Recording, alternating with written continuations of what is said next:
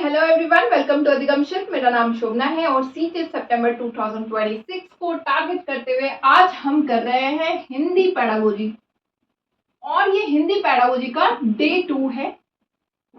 इससे पहले पैडागोजी का एक वीडियो मैंने आप लोगों से 15 क्वेश्चंस जो है वो आपको मैंने दे दिया था। आज फिर से 15 क्वेश्चंस हम इस सेशन में करेंगे और आगे जो है आपका ये अभी फिलहाल हम पैडागोजी सीरीज कर रहे हैं और धीरे धीरे मैं नेक्स्ट टाइम से गद्यांश पद्यांश वगैरह सारी चीजें जो है उनको भी टॉपिक्स में लाऊंगी।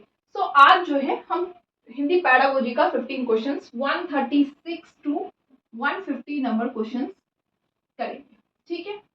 सो चलिए स्टार्ट करते हैं आज का सेशन। 136 नंबर क्वेश्चन कह रहा है, निम्नलिखित में से कौन सी विधि भाषा अधिगम के लिए ड्रिल और भाषा के औपचारिक अधिगम धर्म में निपुणता को आवश्यकता के रूप की तरह अनुशंसा करता है।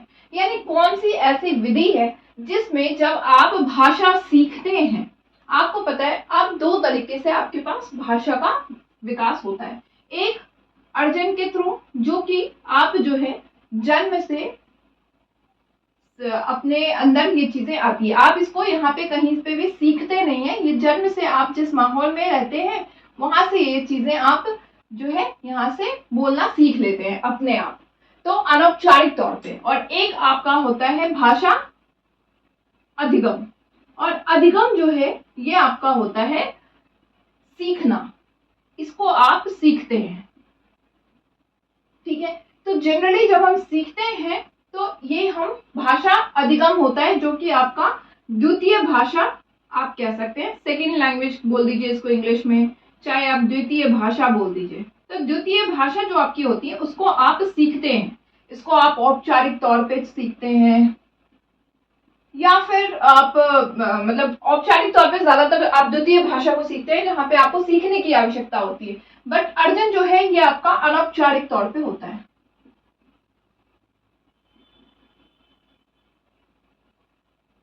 ठीक है।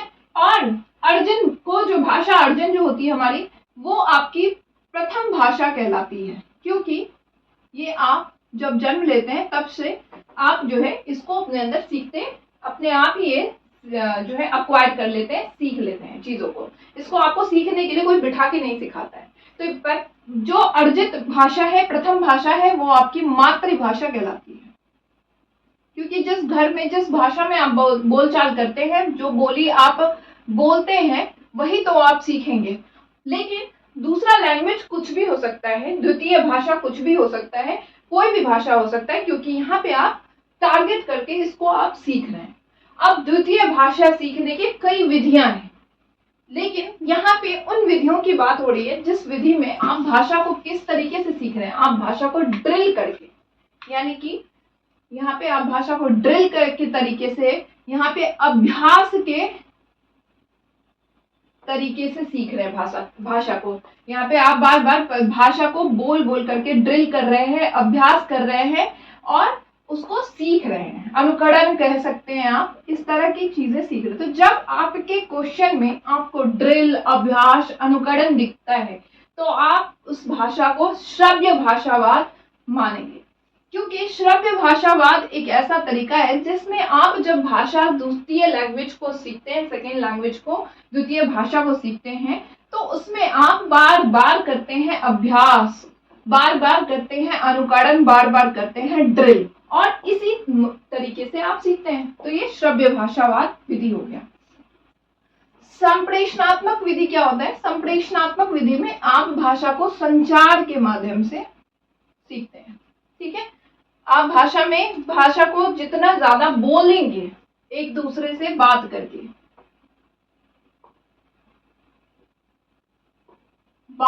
आप सीखते हैं। ये संप्रेषणात्मक विधि होती है, संचार के माध्यम से आप सीखते हैं।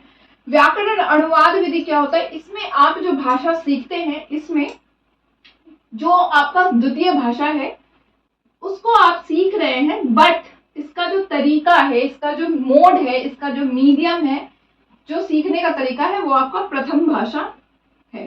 यानी कहने का मतलब है कि पहले जो भी चीजें आप यहाँ पे सीख रहे हैं उसमें जो भाषा सीख रहे हैं उसका जो मीडियम है वो आपका प्रथम भाषा है। अब मैंने जैसे मान लीजिए मैंने बोला कि आप प्रेजेंट टेंस पढ़ रहे हो, प्रेजेंट टेंस का जो रूल होता है वो कुछ ऐसा होता है, subject plus verb plus S plus object. तो ये जो मैं बोल रही हूँ ये आपका प्रथम भाषा होगा जरूर इस भाषा में, लेकिन मैं जो सिखा रही हूँ वो क्या है, वो आपका सेकेंड लैंग्वेज यानी कि द्वितीय भाषा है। पर मेरा जो तरीका सिखाने का है वो कौन सा है, वो आपका प्रथम भाषा पहली भाषा है। तो व्याकरण अनुवाद विधि ये होता है, ठीक है। कुल भौतिक प्रतिक्रिया टीपीआर आप जिसको कहते हैं, टीपीआर क्या होता है, जब आप चीजों को पढ़ाते हैं तो उस समय में आपकी भौतिक शारीरिक गतिविधि जो है वो एक्टिव रहती है और बच्चे जो है एक्टिविटीज के साथ पढ़ते हैं और सीखते हैं। तो बेसिकली छोटे बच्चों के लिए आप इस विधि का उपयोग करते हैं। दोस्तों इस क्वेश्चन का जो राइट आंसर है वो आपका आंसर नंबर 1 यानी कि श्रव्य भाषावाद है। चलिए नेक्स्ट क्वेश्चन हम देखते हैं। 137 नंबर क्वेश्चन कह रहा है, कक्षा 7 का विद्यार्थी एलम कन्नड़, मराठी, हिंदी, अंग्रेजी जैसी 4 भाषाएं जानता है। एलम को यानी कि कन्नड़ भी आती है, एलम को मराठी भी आती है, एलम को हिंदी भी आती है और एलम को अंग्रेजी भी आती है, ठीक है। चलिए ये रहे हमारे एलम। जब वह घर में अपने माता पिता से बात करता है तो प्रवाह के साथ 4 भाषाएं बोलता है। अब ये अपने घर में जब रहता है तो ये इन 4 भाषाओं का इस्तेमाल कर लेता है। और विद्यालय में वह कौन कौन सी भाषा का स्कूल में कर रहा है इस्तेमाल, तो विद्यालय में वह हिंदी, कन्नड़ और इंग्लिश अंग्रेजी बोलता है, क्योंकि उसके मित्र और अध्यापक को यही भाषाएं आती है। यानी कि इसके मित्र और अध्यापक को जो जो भाषाएं आती है उस भाषा का वो उपयोग कर रहा है, लेकिन घर में वो सारी भाषाएं बोल रहा है क्योंकि इसके माता पिता को ये सारी भाषाएं आती होगी। तो ये कौन सी विधि है जिसमें आप इस तरह की भाषाओं का यूज करते हैं। देखिए जब आप बोल रहे हैं, बातचीत कर रहे हैं और उसमें बिना किसी हिचकिचाहट के किसी भी भाषा का इस्तेमाल करते हैं तो वो विधि आपका परभाषिक यानी ट्रांसलिंगुअल विधि कहलाता है, ट्रांसलिंगुअल योग्यता कहलाता है, ठीक है। इसमें क्या होता है कि आप जो है आपके पास जो भी भाषाएं हैं वो आपके रिसोर्सेज की तरह है, ठीक है। ये आपके लिए खजाने के तौर पे है कि आपका मन करेगा आप सारी भाषाओं का, जितनी भाषा आपको आती है आप उसको इस्तेमाल करते जा रहे हैं अपनी भाषा में, ठीक है। तो ये आपकी ट्रांसलिंगुअल विधि होती है। कोड मैशिंग क्या होता है, कोड मैशिंग में होता है जब आप एक लैंग्वेज बोल रहे हैं और बोलते बोलते आपने दूसरी लैंग्वेज का इस्तेमाल करना स्टार्ट कर दिया, 2 भाषाओं को जो है मैश कर दिया है। अब जैसे मैं अभी बोल रही हूँ हिंदी के बारे में कि हिंदी में बोल रही हूँ, बोलते बोलते मैं इंग्लिश बोलना स्टार्ट कर दूँ कि today we are going to start this session, क्योंकि आज के सेशन में इस तरह से चीजें हमें कंटिन्यू करनी है। तो मैंने 2 भाषा का इस्तेमाल कर दिया यहाँ पे, तो ये कोड जाल यानी कोड मैशिंग कहलाता है। तो ये होगा नहीं क्योंकि यहाँ पे बहुत सारी भाषाएं आप जो है रिसोर्सेज की तरह, खजानों की तरह इस्तेमाल कर रहे हैं, ठीक है।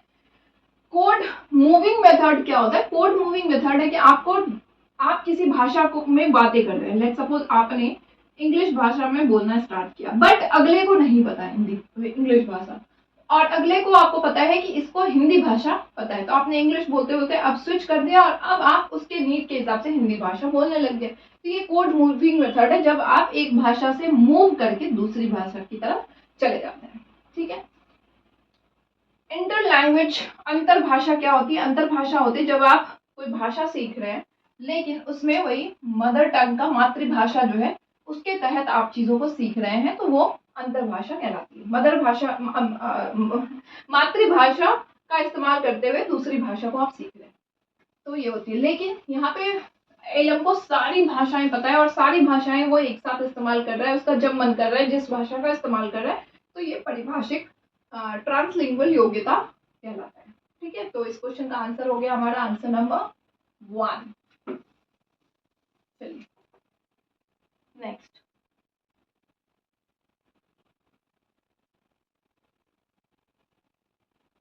भाषा अधिगम के बारे में कौन सा कथन सही है, इनमें से कौन सा कथन है जो कि भाषा अधिगम के बारे में सही है, यानी कि आप भाषा आपके जो है आपका द्वितीय भाषा के बारे में ये बात कर रहा है। क्योंकि अधिगम जब आप भाषा को करते हैं तो वो आपका द्वितीय भाषा है, और अर्जित जो आप कर रहे हैं वो आपका प्रथम भाषा है। तो द्वितीय भाषा के बारे में कौन सा कथन सही है, चलिए देखते हैं। सहजात यानी कि प्रथम भाषा का ज्ञान द्वितीय भाषा के अधिगम में अवरोध डालता है। क्या प्रथम भाषा का जो ज्ञान है वह द्वितीय भाषा में अवरोध डाल रहा है?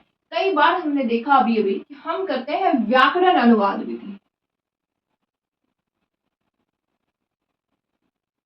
तो यहाँ पे हमने देखा था कि इस विधि के तहत हम क्या कर रहे थे कि हम जो भाषा का इस्तेमाल कर रहे थे वो हमारा मातृभाषा था, ठीक है, और मातृभाषा के तहत हम अपना द्वितीय भाषा जो था उसको हम सीख रहे थे। तो क्या ये अवरोध डाल रहा था? हम अपनी लर्निंग तो कर रहे थे, हमारा अधिगम तो चल रहा था ना, इस प्रोसेस में हम सीख तो रहे थे, हमें मातृभाषा मदद कर रहा था यहाँ पे। तो ये चीजें तो बिल्कुल ही गलत हो गया। अभी मैंने ट्रांसलिंगुअल का किया था, आपको इसके एग्जांपल्स दिए थे। तो क्या ट्रांसलिंगुअल मेथड जो था, ट्रांसलिंगुअल अंतरभाषीय था ना, एक सेकंड, अंतरभाषा विधि के बारे में अभी हमने बात किया था। तो क्या अंतरभाषा विधि जो था उसमें आपने जो है सो देखा, इस तरह से देखा कि प्रथम भाषा जो है वो अवरोध डाल रहा था? बिल्कुल भी नहीं डाल रहा था।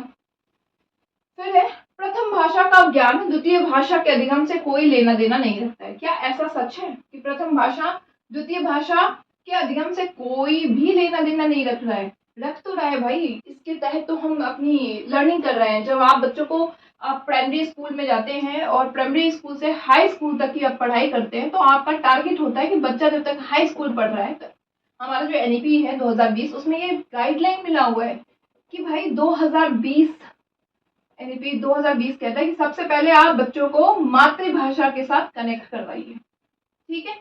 और अगर हिंदी भाषीय बच्चा है हमारे पास में तो उसको आप अंग्रेजी सिखाइए।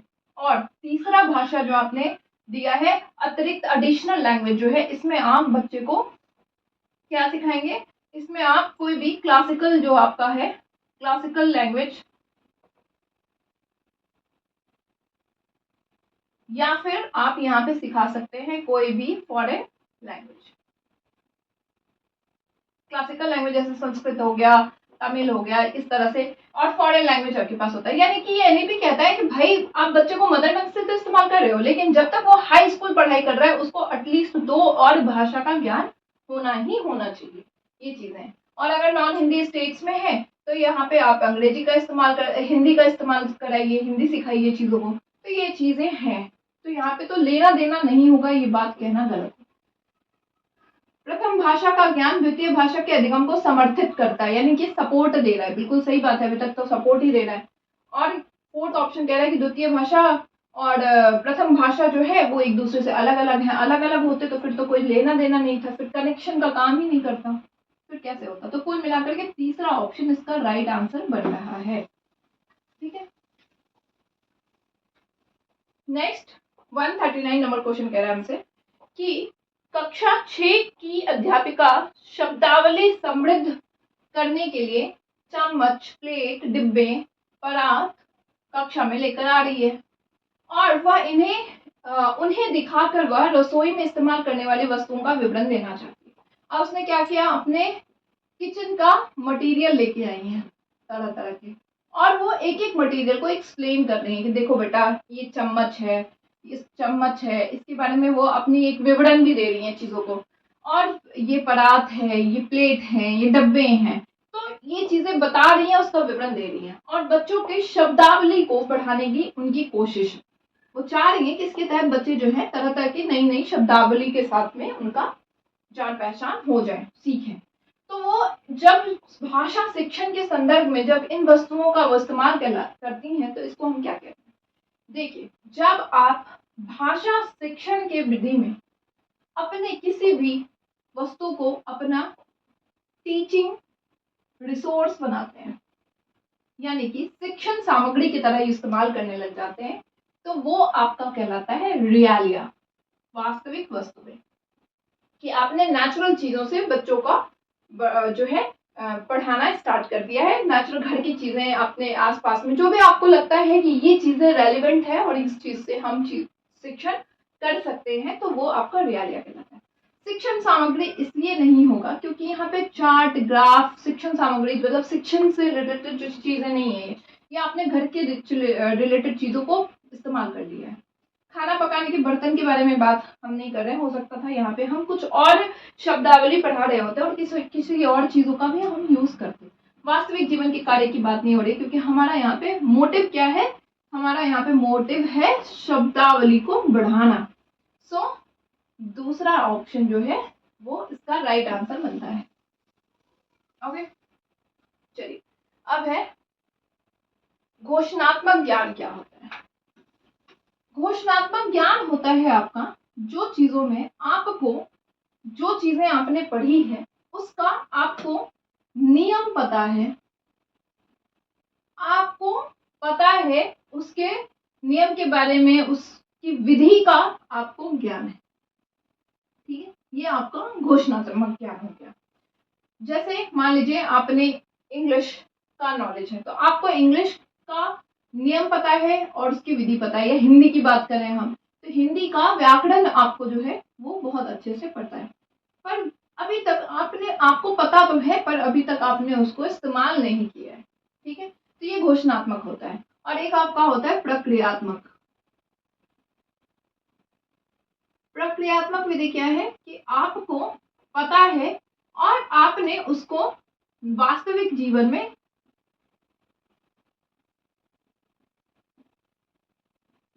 इस्तेमाल किया है। ये आपका प्रक्रियात्मक होता है। लेट्स सपोज एग्जांपल देती हूँ कुकिंग से रिलेटेड कि आपको कोई एक कुकिंग आइटम का पता है, ठीक है, कोई एक आइटम पता है। अब यहाँ पे घोषणात्मक विधि में क्या होगा कि आपको पता है कि इसमें ये चीजें डालनी है, इस तरह से आपको विधि पता है, कौन कौन से स्टेप हैं इसके ये पता है, पर आपने अब तक वो बना करके नहीं देखा। लेकिन प्रक्रियात्मक विधि में आपने उसको बना करके देख लिया है, तो यानी जब आप प्रक्रिया में उसको इस्तेमाल कर रहे हैं विधि में तो वो प्रक्रियात्मक है, और जब आपको नियम का पता है, विधि का पता है, स्टेप बाय स्टेप चीजों का, तो वो आपका घोषणात्मक ज्ञान कहलाता है। चलिए देखते हैं क्या है। किसी भाषा के शब्द का उच्चारण करना, क्या ये है कि आपने घोषणात्मक ज्ञान में सिर्फ शब्द के शब्दावली पे ध्यान दिया है या फिर शब्द का उच्चारण जो है उस पे ध्यान दिया, आपको उसके नियम पता है, उसके विधि के बारे में आपको बहुत अच्छी तरीके से पता है। व्याकरणिक तत्वों के बारे में पता होना, बिल्कुल सही बात है, व्याकरण के नियम के बारे में आपको पता है, आपको उसकी विधि के बारे में पता है, ये घोषणात्मक है। चलिए नेक्स्ट पे देखते हैं। व्याकरणिक तत्वों की त्रुटि, सिर्फ त्रुटि पे आप ध्यान दे रहे हैं, बिल्कुल भी नहीं। अभी आपको नियम का पता है, सारी चीजें पता है, इन्स एंड आउट। व्याकरण तत्व पर कैसे कार्य किया जाए, जब कैसे कार्य किया जाए आप करेंगे तो वो तो प्रक्रियात्मक हो गया, वो घोषणात्मक रहा ही नहीं, तो ये भी ऑप्शन एलिमिनेटेड है। सेकंड नंबर ऑप्शन इसका राइट आंसर बनता है। ठीक है, चलिए नेक्स्ट 141 नंबर क्वेश्चन कह रहा है, यहाँ एक ऐसी स्थिति दी जा रही है जहाँ विद्यार्थियों को विषय के प्रति समझ बनाने के लिए विषय के विपरीत वाले दृष्टिकोण से परिचित कराया जा रहा है। मतलब जो आपका विषय है उसके विपरीत आप जा रहे हैं, यानी कि आप समालोचना कर रहे हैं, जिसको आप critical views point of view कहते हैं, वो आप यहाँ पे कर रहे हैं। ठीक है, तो इस प्रक्रिया के द्वारा आप विद्यार्थियों में किस तरह का विकास कर रहे हैं, जब आप किसी चीज के अपोजिट विपरीत तरीके से विद्यार्थियों को सोचने के लिए दे रहे हैं, तो क्या वो आपका कौन सा विधि होगा। आप भाषा के तौर पे यहाँ पे काम कर रहे हैं, तो ये विधि समालोचनात्मक साक्षरता हो जाएगी। ठीक है, समालोचनात्मक विश्लेषण क्या है कि आप उसको विपरीत तरीके से विश्लेषण दे रहे हैं, पूरी तरीके से आप उसका क्रिटिकली पूरा एनालिसिस करके कोई भी टॉपिक हो तब आप कर रहे हैं। लेकिन यहाँ पे जो है आप क्या कर रहे हैं, भाषा के तौर पे उसका विपरीत तरीके से कर रहे हैं। प्रक्रिया आधारित शिक्षण शास्त्र होगा नहीं, क्योंकि यहाँ पे आप प्रक्रिया पे काम नहीं कर रहे हैं। पेडागोजिकल कोई भी शिक्षण शास्त्र पे आप बात ही नहीं कर रहे हैं। साक्षरता विकास नहीं होगा, साक्षरता विकास होता तो आप किसी भी पॉजिटिव हो नेगेटिव हो जो भी सारे पॉइंट ऑफ व्यू इसमें होंगे, साक्षरता विकास में ज्यादातर पॉजिटिव पॉइंट ऑफ व्यू पे आप काम करते हैं, तो तीसरा नंबर ऑप्शन इसका बनता है। ठीक है, अब है परभाषा व्यवहार, ट्रांस लैंग्वेजिंग क्या है। पर भाषा व्यवहार के बारे में मैंने बोला कि जब आपको बहुत सारी भाषाओं का ज्ञान है और आप इस भाषा का ज्ञान जो है उसको बेपरवाह इस्तेमाल कर रहे हैं, बिना किसी हिचकिचाहट के आप इसका इस्तेमाल करें। आपका मन कर रहा है हिंदी बोल रहे, मन हुआ इंग्लिश बोल रहे, मन हुआ फॉरेन लैंग्वेज आपको आती है वो बोल रहे हैं, तो आप बिना किसी हिचकिचाहट के इस्तेमाल कर रहे हैं और भाषा को यहाँ पे आप किस तौर पे देख रहे हैं, रिसोर्सेज की तौर पे देख रहे हैं। चाहे आप टीचर है चाहे आप स्टूडेंट हैं, कोई फर्क इस बात से नहीं पड़ता। तो जब आप इस तरह से भाषा का यूज करते हैं तो ये आपका क्या कहलाता है, ट्रांसलैंग्वेजिंग परिभाषा व्यवहार कहलाता है। चलिए अब ऑप्शन देखते हैं। भाषाओं के शिक्षण अधिगम के दौरान एक भाषा से दूसरी भाषा में व्यवहार करने की विधि। एक भाषा से दूसरी भाषा तो आपका वो हो गया कोड स्विचिंग हो गया, ये तो ट्रांसलैंग्वेजिंग नहीं हुआ। भाषाएं किस तरह से एक समय अवधि के दौरान अपना रूप बदलती है। आप भाषाओं के यहाँ पे समय अवधि को बदलने विकास की बात कर रहे हैं, तो ये तो इसकी बात नहीं हुई। एक कक्षा में एक से अधिक भाषाओं को संसाधन के रूप में इस्तेमाल करने की शिक्षण शास्त्रीय प्रक्रिया है। बिल्कुल सही बात है, यहाँ पे आप रिसोर्सेज यानी कि संसाधन के तौर पे इसको देख रहे हैं, चाहे आप स्टूडेंट है चाहे आप टीचर हैं। अब आपके पास जो बच्चे हैं, बहुत सारे क्लासरूम में बहुत सारे बच्चे होते हैं और बहुत सारे बच्चों को बहुत सारी तरह की भाषाएं आती, आप उसको संसाधन के तौर पे यूज कर रहे हैं और सारी भाषाओं का बेपरवाह इस्तेमाल करने के लिए बोल रहे हैं, बच्चे कर भी रहे हैं, तो ये बात बिल्कुल सही बनेगी, परिभाषा व्यवहार ये कहलाता है। फोर्थ ऑप्शन क्या है, विद्यालय में कितनी भाषाएं पढ़ानी चाहिए, इस मुद्दे पर शिक्षा नीति में भाषा है ऐसी कोई बात नहीं है। तो कुल मिलाकर के इसका तीसरा ऑप्शन बनता है।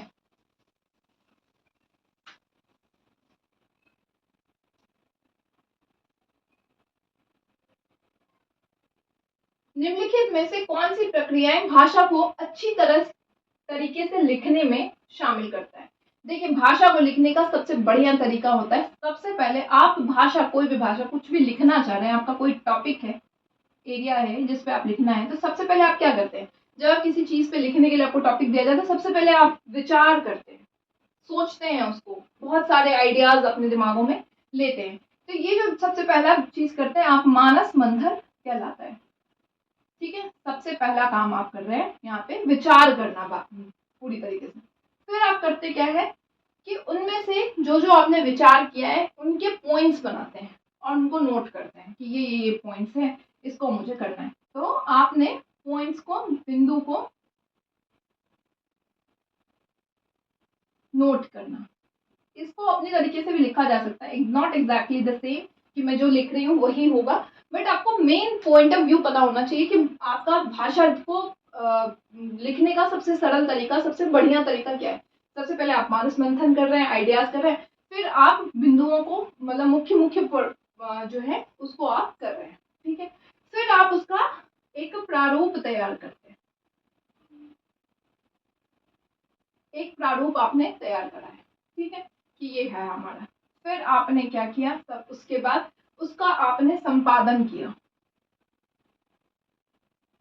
संपादन किया यानी कि आपने इसको देखा, इसको चेक किया कि आपका काम क्या है, इसमें क्या कमियां हैं, क्या आपको सुधार की जरूरत है, और ये सब काम आपने यहाँ पे किया है।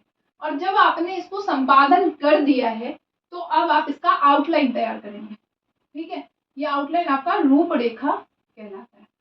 आप इसका आउटलाइन तैयार करेंगे और फिर आप इसको फाइनलाइज यानी कि अंतिम रूप दे देंगे। ठीक है, ये आपका पूरा 6 पॉइंट होता है। चलिए अब ऑप्शन में हम देखते हैं। पहला है मानस मंथन, सब में है। रूपरेखा, रूपरेखा हम पहले नहीं करेंगे, हम पहले मानस मंथन के बाद मुख्य बिंदु का करेंगे काम। ठीक है, मुख्य बिंदु करा आपने, उसके बाद आप क्या कर रहे हैं, आप उसके बाद कर रहे हैं प्रारूप तैयार कर रहे हैं। बिल्कुल, ये वाला ऑप्शन आपका यहीं पे खत्म हो गया। फिर उसके बाद आप क्या करते हैं, आप इसके बाद संपादन तैयार करते हैं, रूपरेखा लास्ट में, सेकंड लास्ट का ऑप्शन बनता है। तो तीसरा नंबर ऑप्शन इसका राइट है। उसके बाद रूपरेखा और अंतिम स्वरूप आप दे रहे हैं, तीसरा ऑप्शन इसका राइट ऑप्शन बनता है।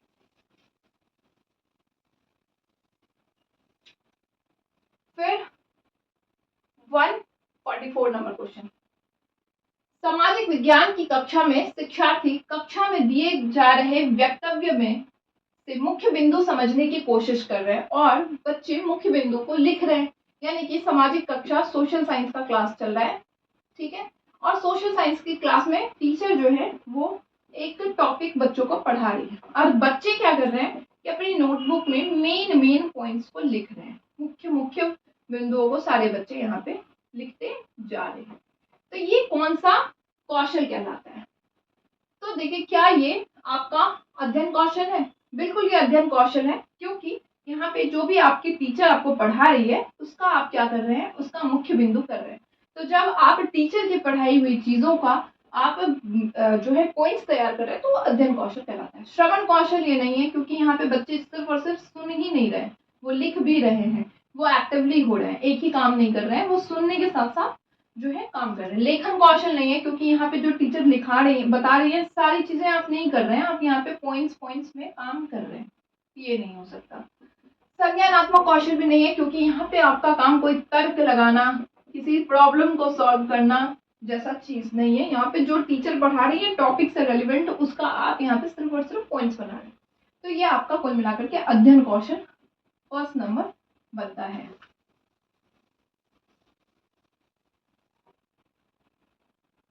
One 155 number question. 155 number question में कह रहा है, नीचे दिए गए प्रश्न को पढ़ें, पता करें कि यह प्रश्न किस प्रारूप टाइपोलॉजी का है। देखते हैं। छोटी बालिका की कहानी पढ़ने के बाद आपने उसके दुखों कठिनाइयों का सामना करने वाली साहस को महसूस किया। अब आप उस लड़की को उसकी प्रशंसा के लिए पत्र लिखना चाहते हैं। लगभग 120 आपको दिया गया है कि इतने शब्दों में इस पत्र को लिखें।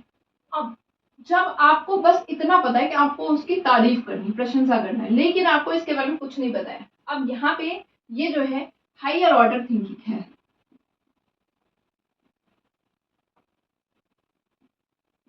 उच्च स्तर चिंतन।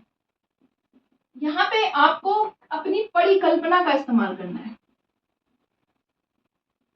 अपना जो है इमेजिनेशन दिखाना है इसमें। तो जब आप इस तरह की चीजें करते हैं, अपने इमेजिनेशन से परे जा रहे हैं, अपनी वर्ड्स से परे जा रहे हैं। वर्ड्स आपको सिर्फ ये है कि उस लड़की की आपको तारीफ करनी है। अब उस वर्ड्स प्रशंसा में आप उस वर्ड से परे जाएंगे, कुछ और जो भी आपको अपनी थिंकिंग लगेगी, अपनी सोच, अपनी परिकल्पना लगेगी, उसको जाएंगे। तो ये तरह का जो होता है वो एक्स्ट्रा क्वालिटिव क्वेश्चंस कहलाता है, पाठ का विस्तार करने वाला प्रश्न कहलाता है। इसमें आपकी हायर उच्च स्तर चिंतन आप करते हैं, परिकल्पना पे जाते हैं, चीजों को लेकर के इस तरह से आप काम करते हैं। ठीक है, ये हो गया।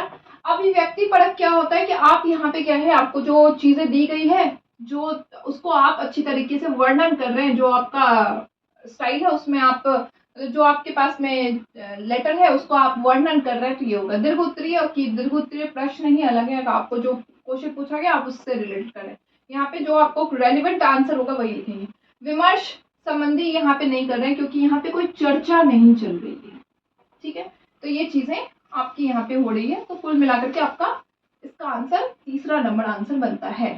ठीक है, 146 नंबर क्वेश्चन की बात कर रहे हैं। 146 नंबर क्वेश्चन कह रहा है कि कक्षा 8 की अध्यापिका एक पाठ्य सामग्री के 5 वाक्यों को 2 बार अंग्रेजी में पढ़ती है। एक वाक्य को वो 2 बार पढ़ रही है, ठीक है, और शिक्षार्थियों को ध्यानपूर्वक सुनने के लिए कह रही है। इसके बाद शिक्षार्थियों को 4-4 के समूह में बिठा रही है, ठीक है, और वो कह रही है कि सामग्री का पुनर्लेखन करें जो एकदम मूल जैसा नहीं है।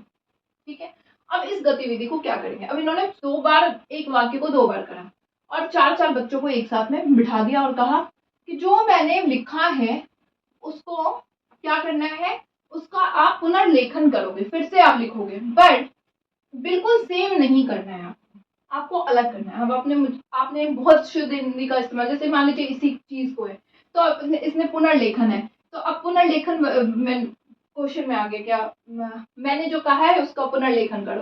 तो बच्चा यहाँ पे पुनर्लेखन को तो बिल्कुल मूल रूप से नहीं इस्तेमाल कर रहा है, तो वो हो सकता है वो लिखेगा कि मैम की कही हुई बातों को फिर से लिखना है। किसी ने ये लिखा, फिर किसी ने लिखा कि दोबारा लिखना है। तो ये अपना मूल रूप होता है, एकदम जो है बच्चों का अपना तरीका है लिखने का, एकदम मूल रूप जैसा नहीं होगा। तो ये जो विधि है ये क्या है? ये विधि आपका सामूहिक श्रुतिलेख विधि होता है, जिसमें आप समूह में बच्चों को बिठा रहे हैं और तब आप उसको जो है कर रहे हैं, श्रुतिलेख करवा रहे हैं। और इसमें आपने मूल जैसा नहीं करवा रहे हैं, बच्चों को आप क्या कर रहे हैं, इस गतिविधि के तहत बच्चों के अंदर जो श्रुतिलेख है, जो वोकैब्स होती हैं, शब्दावली होती है, उनमें बढ़ाने की, विस्तार करने की बात आप करते हैं। लेखन कार्य ये नहीं है, क्योंकि आपने लिखने से संबंध ही नहीं दिया है, आपने यहाँ पे कार्य जो है पुनर्लेखन श्रुतिलेख का दिया है। अनुच्छेद श्रुतिलेख नहीं है, क्योंकि अनुच्छेद श्रुतिलेख होता तो आप सिर्फ और सिर्फ मेन पॉइंट्स को बोलते हैं और वही बच्चे लिखते हैं। श्रवण कार्य ये नहीं है, क्योंकि यहाँ पे आपकी बातों को सुन ही नहीं रहे हैं बच्चे, सुनने के साथ साथ लिख भी रहे हैं। तो तीसरा नंबर ऑप्शन इसका राइट ऑप्शन बन रहा है। नेक्स्ट 148 नंबर क्वेश्चन कह रहा है, भाषा शिक्षा पर राष्ट्रीय शिक्षा नीति 2020 के संदर्भ में कौन सा कथन सही नहीं है? चलिए देखते हैं। भाषा सूत्र के अंतर्गत शास्त्रीय भाषा का अध्ययन करना। देखिए, भाषा सूत्र के अंतर्गत शास्त्रीय भाषा जो है उसका आप अध्ययन करते हैं, पर वो आपका एडिशनल लैंग्वेज कहलाता है, अतिरिक्त भाषा कहलाता है। अब है त्रिभाषा सूत्र के अंतर्गत मातृभाषा घर की भाषा का अध्ययन, यानी आप मातृभाषा का अध्ययन तो करते हैं, यहाँ पे मातृभाषा के थ्रू ही आप जुड़ते हैं बच्चों से, तो ये तो है। त्रिभाषा सूत्र के अंतर्गत भारतीय भाषाओं का अध्ययन, आप यहाँ पे भारतीय भाषाओं का अध्ययन भी कर रहे हैं। आप हिंदी स्टेट्स में हैं तो आपका दूसरी भाषा अंग्रेजी होती है, और अगर नॉन हिंदी स्टेट्स में है तो आपका द्वितीय भाषा हिंदी हो जाता है। ठीक है, त्रिभाषा सूत्र के अंतर्गत भाषा में अंग्रेजी भाषा का अध्ययन। देखिए, बहुत जगह ना इस चीज को लेके बहुत सारे कंफ्यूजन है। देखिए, आपका जो इंग्लिश है, अंग्रेजी है, वो आपका ऑफिशियल लैंग्वेज है। ठीक है, तो यहाँ पे कई जगह आप जो है इस चीज को लेकर के थोड़ा सा कंफ्यूजन है, क्योंकि आप जो है शास्त्रीय भाषा का भी अध्ययन करते हैं और अतिरिक्त तौर पे और अंतर्गत अंग्रेजी भाषा का भी आप अध्ययन करते हैं। तो अगर वो तो ऑप्शन 1 जाएगा यहाँ पे, क्योंकि ये कथन सही नहीं होगा, क्योंकि ये एडिशनल लैंग्वेज आपका बन जाता है। लेकिन आप एडिशनल लैंग्वेज में क्या है कि आप सिर्फ, आपके पास ऑप्शन होता है, या तो आप एडिशनल लैंग्वेज पढ़ रहे हैं या फिर आप किसी फॉरेन लैंग्वेज को पढ़ते हैं, तो ये आपका एडिशनल हो जाता है, ये कंपलसरी नहीं होता है, इसलिए ये वाला ऑप्शन इसका फर्स्ट बनता है। ठीक है, नेक्स्ट है 148 नंबर क्वेश्चन हो गया ना? हाँ, 149 नंबर क्वेश्चन। 149 नंबर क्वेश्चन हमसे कह रहा है कि निम्नलिखित में से त्रिभाषा सूत्र के संबंध में कौन सा कथन सही नहीं है? इनमें से कौन सा कथन है जो त्रिभाषा सूत्र के बारे में सही नहीं है? देखते हैं। सभी बच्चे अपनी विद्यालय शिक्षा अंग्रेजी माध्यम से करेंगे। घर की अंग्रेजी माध्यम घर की भाषा में शुरू करते हैं और 10वीं पूरी करने तक कम से कम 2 और भाषाएं सीखते हैं। देखिए, सबसे पहले तो आपको मदर टंग से आपको स्टार्ट करना है, ये बात हमने जाना है। फिर अगर आप हिंदी स्टेट में हैं तो आपकी इंग्लिश सेकेंड लैंग्वेज बन जाती है। फिर आप एडिशनल लैंग्वेज सीखते हैं, अतिरिक्त भाषा यहाँ पे सीखते हैं। लेकिन अगर आप नॉन हिंदी स्टेट्स में हैं तो नॉन हिंदी स्टेट्स वाले के लिए क्या है कि पहला भाषा आपका मदर टंग है, दूसरा आपका हिंदी होगा, तीसरा आपका अतिरिक्त एडिशनल लैंग्वेज हो जाता है। ठीक है, तो यहाँ पे आप जो है क्या कर रहे हैं, सबसे पहले मातृभाषा पे बात करते हैं, अंग्रेजी माध्यम से शुरू नहीं कर रहे। सभी बच्चे अपने विद्यालय शिक्षा अपने राज्य की भाषा में शुरू करते हैं और 10वीं पूरी करने तक कम से कम 2 भाषाएं सीखते हैं। सही बात है, अपनी विद्यालय शिक्षा अपने राज्य की भाषा गलत हो गई, यहाँ मातृभाषा होती तो बात सही होती, तो ये बात भी गलत हो गया। सभी बच्चे अपनी विद्यालय शिक्षा राज्य भाषा हिंदी में शुरू करते हैं, नहीं, ऐसा नहीं है। सभी बच्चे अपनी विद्यालय शिक्षा मातृभाषा यानी घर की भाषा में शुरू करते हैं और 10वीं पूरी करते करते तक आप 2 भाषाएं सीख रहे हैं, तो ये बात बिल्कुल सही है, 4th नंबर ऑप्शन है इसका। ठीक है,